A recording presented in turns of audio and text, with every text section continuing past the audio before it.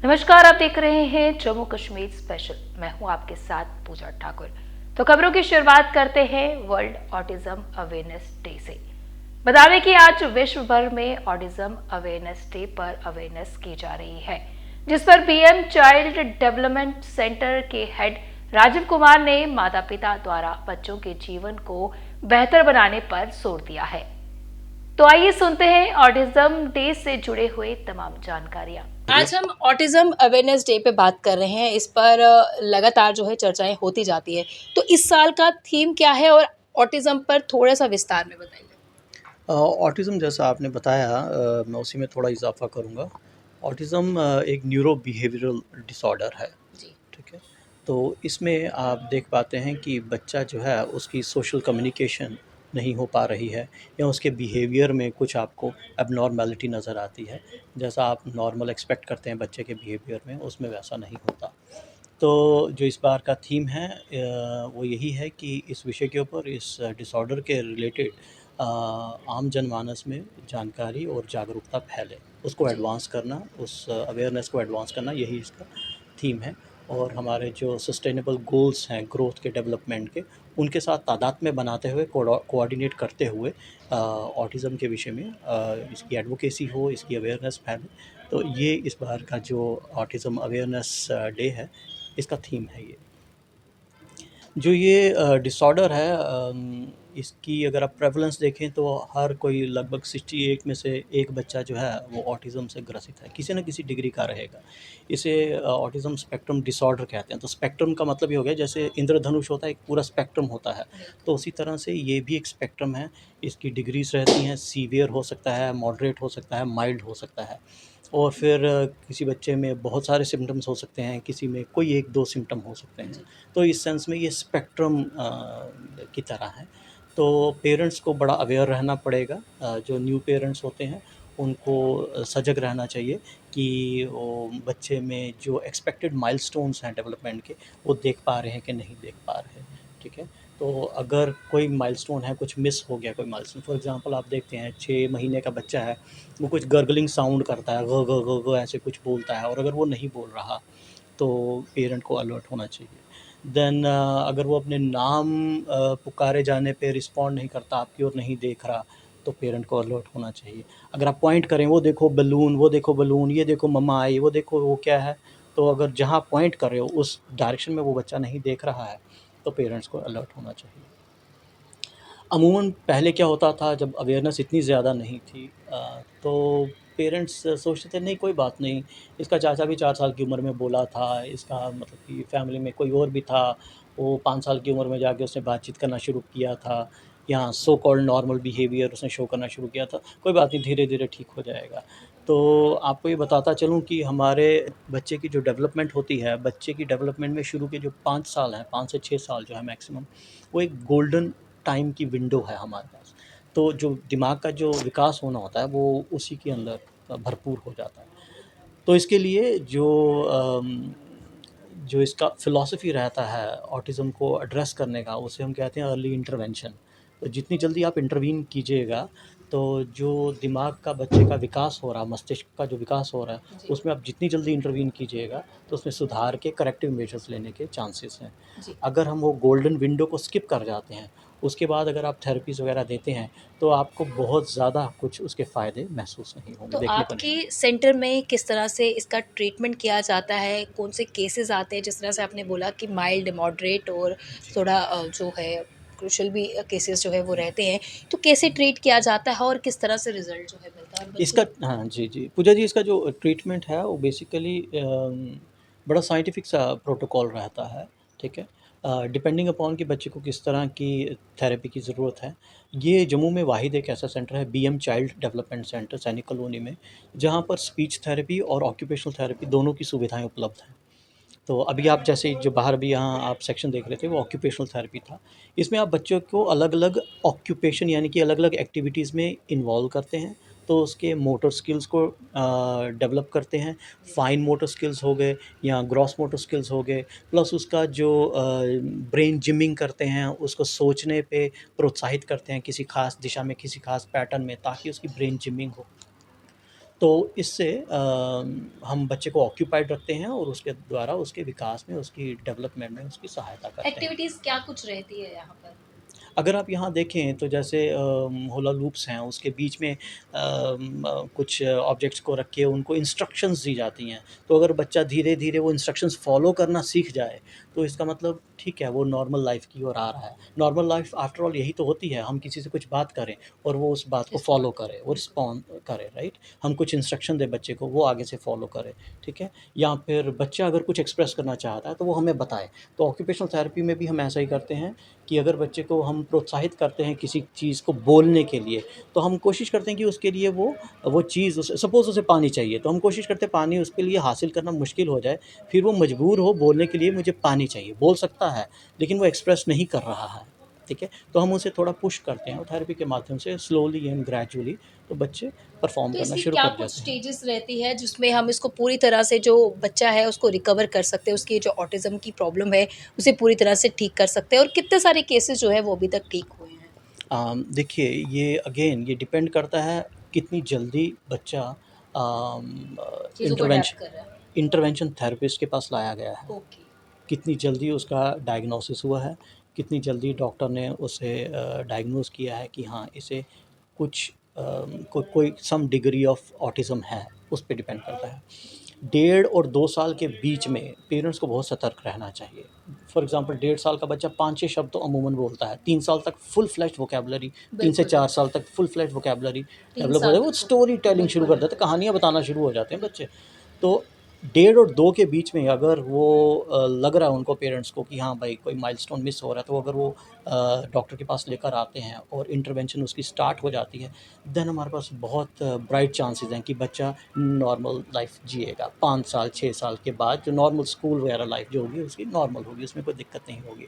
लेकिन अगर आप 3 साढ़े 3 4 साल आते हैं, आप देख लीजिए आपकी जो गोल्डन टाइम पीरियड है वो आपका कम होता जा रहा है। हमारी कोशिश ये होती है कि 5 साल से पहले-पहले जितनी जल्दी आ जाए बच्चा, तो वो उतना उसे फ़ायदा कि रहेगा। 5 साल से पहले वाले जो भी बच्चे आएँगे तो वो उनके चांसेस हैं कि वो पूरी जितनी जल्दी आएँगे, उतने ज़्यादा ठीक होने के चांसेस होते हैं। जी, सपोज़ कोई 5 या 5 के बाद आता है, तो भी कुछ करेक्टिव मेजर्स लिए जा सकते हैं, कुछ उसके बिहेवियरल पैटर्न्स उसके आप मॉडिफ़ाई करवा सकते हैं। वो हैबिचुएट हो जाता है कुछ चीज़ें करने में, तो वो थेरेपी के थ्रू कर सकते हैं। बट अगर आप बोलो कि बहुत ज़्यादा अम बिल्कुल नियर नॉर्मल सिचुएशन ऐसा हो जाए, वो ज़रूरी नहीं तो है। साइंस और सिम्पटम्स को रिकॉग्नाइज़ करने की ज़रूरत है, पेरेंट्स का कर्तव्य बनता है। तो बहुत क्या ज़रूरी। एक मैसेज जो है आज के इस डे पर आप देना चाहेंगे तमाम पेरेंट्स को? मेरा एक मैसेज ये रहेगा कि जितनी ऑटिज़्म के बच्चों को ऑटिज़्म से ग्रसित बच्चों को थेरेपी की ज़रूरत है, उससे ज़्यादा हमारे समाज में पेरेंट्स को पेरेंटहुड की ट्रेनिंग की ज़रूरत है। जी, आप देखिए अगर माँ या बाप जिसके पास वो बच्चा है, जो उसको केयर प्रोवाइड कर रहा है, अगर वो उसके साथ एनग्रॉस नहीं हो रहा, बिल्कुल, इन्वॉल्व नहीं हो रहा, अपने आप को एग्ज़ॉस्ट करना पड़ता है। बिल्कुल, पेरेंटहुड इतना आसान नहीं होता। एक कहावत है कि it takes a village to raise a child. बिल्कुल। ठीक है? इतनी आसान बात नहीं है। बच्चे की एनर्जी लेवल अच्छी खासी होती है, पेरेंट्स थक जाते हैं। लेकिन आजकल ये हो गया है कि बच्चे को वो फ़ोन मोबाइल पकड़ा फ़ोन देते हैं, बिल्कुल, ठीक है? और अगर थोड़े से वेल ऑफ हैं पेरेंट्स तो उन्होंने मेड रखी हुई है। मेड अपनी जान बचाने के चक्कर में अपने काम में मसरूफ़ रहती है और बच्चे को मोबाइल पे रख देती है, ठीक है? और उस बच्चे के साथ बहुत नाइंसाफ़ी हो रही है। उसकी डेवलपमेंट में जो जो इंटीग्रेटेड डेवलपमेंट होनी चाहिए थी, वो नहीं हो पा रही। फॉर एग्ज़ाम्पल अगर आप बच्चे के साथ खेल रहे हैं, उसमें बहुत सारी चीज़ें इन्वॉल्व हैं। मल्टी सेंसरी उसमें स्टिमुलेशन उसे मिल रहा है, आवाज़ भी सुन रहा है, वो माँ का चेहरा देख रहा है, कहीं भागना पड़ रहा है, कहीं दौड़ना कहीं छुप रहा है, कहीं दिख रहा है, बहुत उसकी सेंसेस इन्वॉल्व हो रही हैं। लेकिन अगर वो फ़ोन पे बैठा है, उसके हाथ में सिर्फ़ फ़ोन है, तो हो सकता है वो सिर्फ़ विजुअल स्टिमुलस ले रहा हो, विजुअल इनपुट ले रहा है या सिर्फ़ कान के माध्यम से कोई आवाज़ें सुन पा रहा है। तो वो जो इंटीग्रेटेड डेवलपमेंट होनी चाहिए, मल्टी सेंसरी, वो नहीं हो पाती है। तो उसके लिए पेरेंटहुड एक ज़िम्मेदाराना होना चाहिए, ये बड़ा ज़रूरी है। तो हाँ, अगर किसी कारणवश ऐसा हो जाता है, क्योंकि ज़रूरी नहीं है कि ये मतलब कि फ़ोन से ही ये चीज़ें हो रही हैं और इसके बड़े सारे कारण हैं ऑटिज़्म के। तो किसी कारणवश अगर बच्चे में ऐसे सिम्पटम्स आते हैं, तो फिर उसके बाद पेरेंट्स की ज़िम्मेदारी बन जाती है कि सजग रहें, ध्यान रखें, माइलस्टोन्स के बारे में अपने आप को अवेयर रखें और अगर वो बच्चा माइलस्टोन्स मिस कर रहा है, फ़ौरन डॉक्टर से मिलें और अर्ली इंटरवेंशन स्टार्ट करवाएँ। बहुत-बहुत धन्यवाद। जम्मू कश्मीर के वोकेशनल ट्रेनर्स ने अपनी मांगों को लेकर विरोध प्रदर्शन किया। प्रदर्शन करते हुए उन्होंने सरकार से सैलरी एनहांसमेंट के साथ साथ जॉब पॉलिसी लाए जाने की मांग की है। जी, हम यहाँ पे वोकेशनल टीचर्स हैं। हम पिछले कई कई टाइम से सब प्रोटेस्ट कर रहे हैं, लेकिन अभी हमें जो है तीसरा दिन है यहाँ पर। तो हमारी कुछ जनरल डिमांड्स है सर। हमारा प्रायोरिटी बेस पे हम ये चाहते हैं कि जो कंपनीज हैं इनको रिमूव कर दिया जाए और हमारी जॉब पॉलिसी प्रॉपर एक जॉब पॉलिसी फ्रेम की जाए और हमारी सैलरी को जो है वो हाइक किया जाए। सर हम पिछले 2016 से इस प्रोजेक्ट में काम कर रहे हैं और आज जो है आप देख रहे हैं 2025 है और we are stagnant at a fix ऑनरम जो है हमारा पे रखा है। और आप देख लीजिए सर अभी 20-25 हज़ार में क्या कैसे घर जो है वो चल सकता है सर।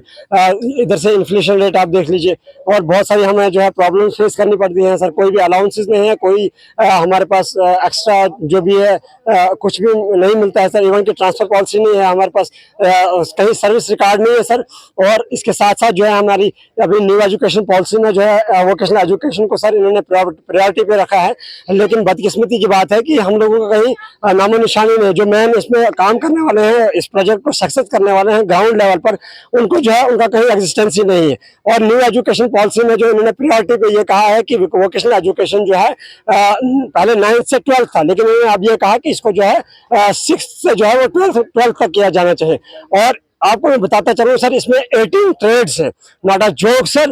और हम एक क्वालिटी एजुकेशन प्रोवाइड कर रहे हैं, स्किल एजुकेशन प्रोवाइड कर रहे हैं। हम जो है एक मैन वर्क जो है उनका मैन पावर तैयार करके दे रहे हैं। और जो हम जॉब प्रोवाइडर हैं सर, ना कि हम जॉब सीकर को बना के दे रहे हैं, जो कल की डेट में अपने साथ 10 बंदों को एडजस्ट कर सकते हैं कुछ अपने एंटरप्रेन्योरशिप के जरिए से। इसमें बहुत सारे ट्रेड है और वेल क्वालिफाइड टीचर्स है, इसमें अच्छी डिग्रियां हैं, प्रोफेशनल। सर हमारी जनरल डिमांड्स है जो है प्रायोरिटी बेस पे जो है रिमूवल ऑफ एटीबीएस होना चाहिए प्रायोरिटी बेस पे, जिसको हम कहें कि कंपनीज और एक जॉब पॉलिसी फ्रेम होनी चाहिए और सैलरी हाइक होनी चाहिए। और जो अदर स्टेट्स में है उनके बेस पे उस मॉडल पे हमें यहाँ पे इम्प्लीमेंट कर दे और ये इम्प्लीमेंट कर सकते हैं।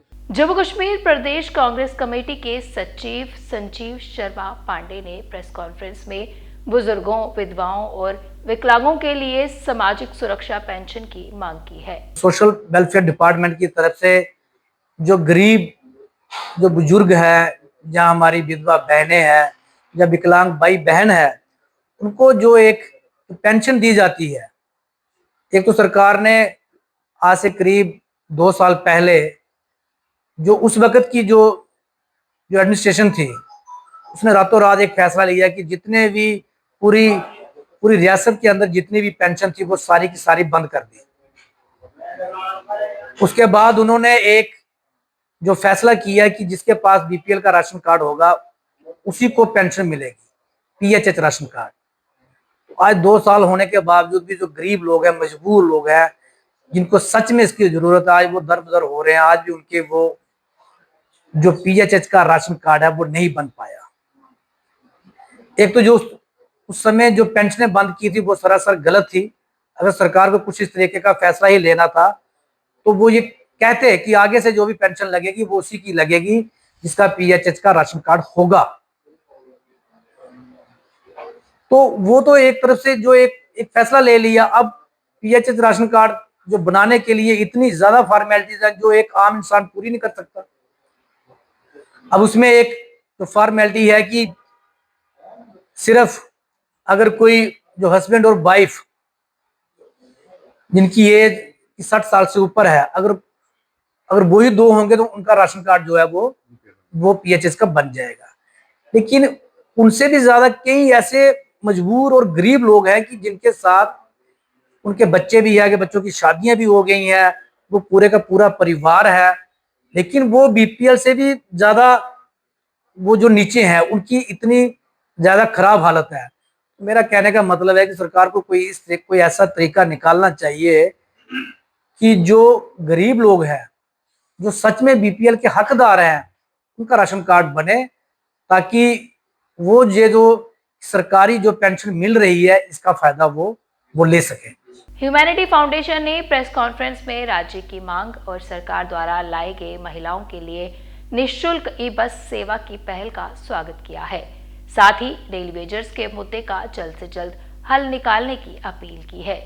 जय जय सिया राम। मैं मानिक उपल, chairperson stand with humanity foundation, मेरे साथ मेरी संस्था के पैटर्न और मेरी संस्था के प्रेसिडेंट। आज हमारी संस्था की डिमांड है सेंट्रल गवर्नमेंट से रिस्टोरेशन ऑफ स्टेटहुड। जैसे कि आप सबको पता है कि जम्मू कश्मीर जो एक राज्य था उसे तोड़ कर यूटी में तब्दील किया गया था। किसी कारणवश सेंटर की कोई ना कोई इसमें कारण रहा होगा कि उन्हें हमारे राज्य को तोड़ करके यूटी में तब्दील करना पड़ा। मगर अब आज की अगर बात करें तो यहाँ पर मौजूदा सरकार है और कहीं ना कहीं अगर ये यूटी को राज्य में कन्वर्ट करते हैं तो हमारी मौजूदा सरकार को काम करने में आसानी होगी।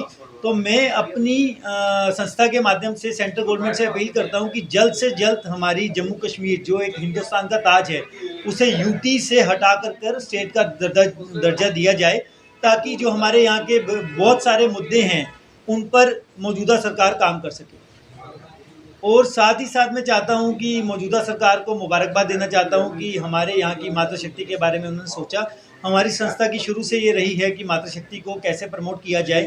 तो मौजूदा सरकार जिसके चीफ मिनिस्टर उमर अब्दुल्ला जी हैं, उनको बहुत बहुत शुभकामनाएं देता हूं कि उन्होंने बसेस में फ्री फेयर कर दिया है हमारी मातृशक्ति के लिए, तो उसके लिए बहुत बहुत धन्यवाद करूँगा। और अपनी मौजूदा सरकार को बोलना चाहता हूँ कि आपने हमारे डेली वेजर्स के लिए एक कमेटी बनाई है, तो इसके ऊपर जल्द से जल्द काम करें और डेली वेजर्स को कहीं ना कहीं राहत की सांस मिले। आपने कमेटी का गठन ज़रूर किया है, मगर इसके ऊपर जल्द से जल्द काम करने की ज़रूरत है। और डेली वेजर से भी मांग करता हूं कि थोड़ा सा धैर्य रखिए, ताकि मौजूदा सरकार आपके लिए कुछ ना कोई अच्छा काम कर सके और आपको जल्द से जल्द पक्का कर सके। और भी बहुत सारे मुद्दे हैं, सिलेंडर के मुद्दे हैं, उसके बाद बिजली के मुद्दे हैं। जो नीडी तबका है उसको जल्द से जल्द मुफ्त सिलेंडर की डिमांड है हमारी कि एटलीस्ट जो बेसिक हमारे यहाँ का नीडी है वो उस चीज़ का बेनिफिट ले सके। मैं मौजूदा सरकार और उसके चीफ मिनिस्टर साहब की तारीफ करना चाहता हूँ कि उन्होंने बड़े कंक्रीट और पब्लिक के इंटरेस्ट में स्टेप्स लेने की का काम कर रहे हैं, किया शुरू किया है।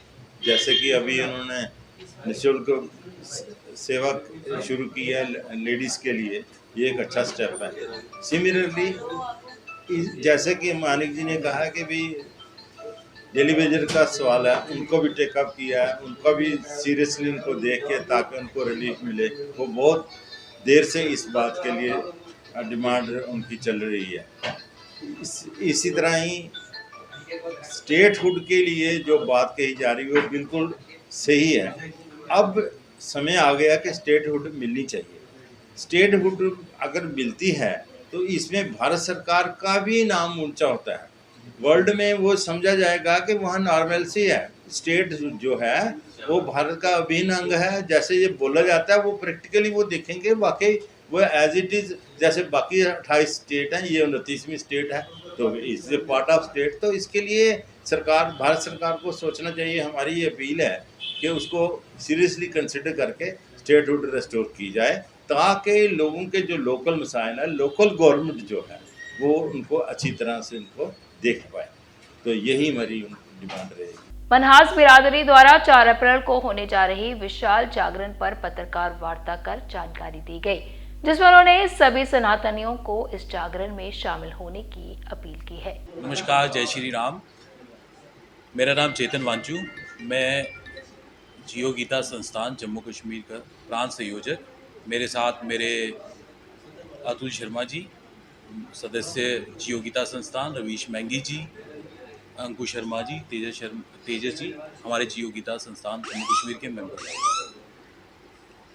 आज जो प्रेस कॉन्फ्रेंस का जो आमंत्रण आप सबको दिया गया है, उसका जो मेन उद्देश्य ये है कि 4 अप्रैल को 2025 मनहास बिरादरी ग्राउंड पलोड़ा में एक विशाल जागरण होने जा रहा है, जिसमें जम्मू में पहली बार भजन सम्राट कन्हैया मित्तल जी आ रहे हैं। और हम सब जम्मू के जितनी भी जनता है, सब सनातनियों से ये अपील करते हैं, आग्रह करते हैं कि वो अच्छी संख्या में अपने घर परिवार के सारे सदस्य आए और बाबा श्याम जी के कीर्तन में शामिल हुए, उनका आशीर्वाद लें। जय श्री श्याम। ये कीर्तन 1 दिन का रहेगा, जागरण है 1 दिन का रहेगा। शाम 7:30 बजे शुरू हो जाएगा और प्रभु इच्छा तक चलेगा और एक ही दिन रहेगा, रात एक ही रात रहेगा और इसमें हर तरीके की सुविधा हमने रखी है, बुज़ुर्गों को देखते हुए भी, जो फिज़िकली चैलेंज लोग हैं उनको देखते हुए भी रखी है और सिक्योरिटी का पूरा बंदोबस्त भी है इसमें।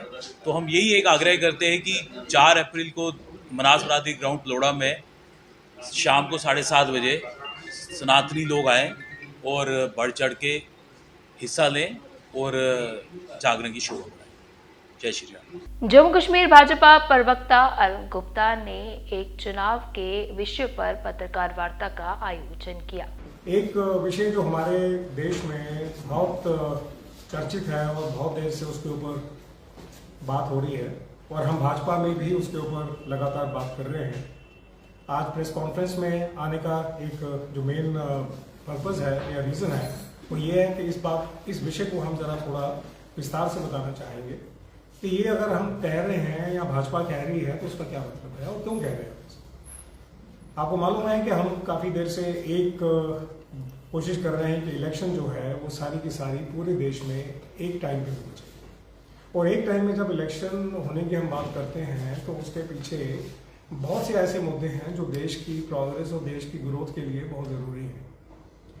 1947 में हम जब आज़ाद हुए, आज़ाद होने के बाद 1950-51 में पीपल रिप्रेजेंटेशन एक्ट बना जिसके अकॉर्डिंगली लोगों को वोट देने का राइट दिया गया और वो जो वोट देने का राइट था उसके हिसाब से 1952, 1957 और उसके बाद 1962 और उसके बाद 67 ये 4 इलेक्शन जो थी वो हुई लगातार, जिसमें सेंट्रल की इलेक्शन भी थी, उस जनरल इलेक्शंस को कहते हैं, और स्टेट की इलेक्शन भी थी।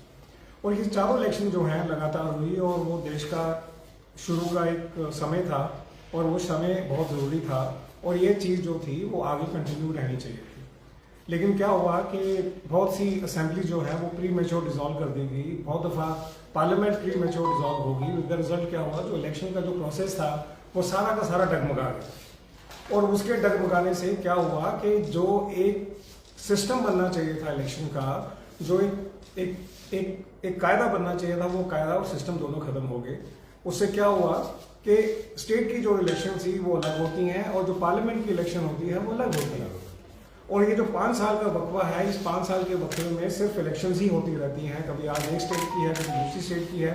और उससे क्या रहता है कि हम कोशिश करने के बाद भी सरकार जो है वो जितना फोकस सरकार का होना चाहिए वो सरकार का फोकस होता नहीं है काम पे। आज एक इलेक्शन है क्योंकि है तो सरकार पॉलिटिकल पार्टी है और जब पॉलिटिकल पार्टी है तो फिर उसको इलेक्शन पे फोकस करना होगा और जब इलेक्शन पे फोकस करना है तो वो किस कीमत पे होगा, वो कीमत होगा आपके देश के टाइम पे, वो कीमत होगा देश के फाइनेंस पे, वो कीमत होगा उन चीज़ों पे जिसके लिए देश को बहुत ज़रूरत है।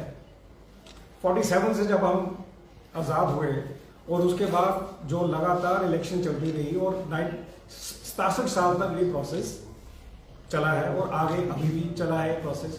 लेकिन भाजपा ने इसके बारे में बहुत गहराई से संजीदगी से इसके ऊपर विचार किया कि क्या ये वाकई ज़रूरी है, जो चीज़ हम करते थे उसको हम दोबारा कंटिन्यू क्यों नहीं कर सकते, और उसको कंटिन्यू करने के लिए भाजपा ने इसके ऊपर काम किया है। लेकिन आज जो बात यहाँ पे रखने का जो एक विचार हुआ है वो ये है कि क्या जो टाइम, जो पैसा, जो ह्यूमन रिसोर्स हम यूज करते हैं या वेस्ट करते हैं इस कंट्री में, वो हमारे सब नॉर्मल सिटीजन्स का टाइम है, सिटीजन्स का पैसा है, सिटीजन्स के रिसोर्स हैं, वो देश के लिए इस्तेमाल होना चाहिए, लोगों के लिए इस्तेमाल होना चाहिए। इसके लिए नहीं इस्तेमाल होना चाहिए कि वही चीज़ हम बार बार वो चीज़ करते हैं।